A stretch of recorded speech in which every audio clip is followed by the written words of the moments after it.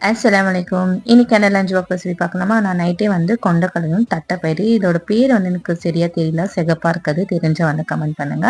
அதை ஊற போட்டிருந்தேன். இப்போ அதை நல்லா வாஷ் பண்ணிட்டு உப்பு போட்டுட்டு ஒரு குக்கர்ல மாத்திட்டு ஒரு 4 விசிலுக்கு வச்சுட்டேன். இப்போ அதை வச்சு நம்ம கடலைக்கறி தான் செய்ய போறோம்.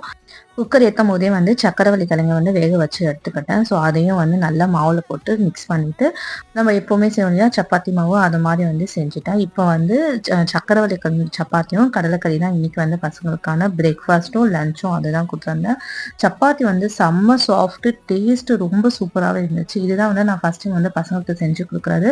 சக்கரவள்ளி கிழங்கு என் பெரிய பொண்ணு ஒன்று தான் சாப்பிடுவோம், மீதி 2 பேர் சாப்பிட மாட்டாங்க. ஸோ அதுக்காக தான் இப்படி இன்ஃபியூஸ் பண்ணி பசங்களுக்கு கொடுத்து உங்கள் வீட்லையும் சாப்பிடலன்னா கண்டிப்பாக இந்த மாதிரி ட்ரை பண்ணி கொடுங்க.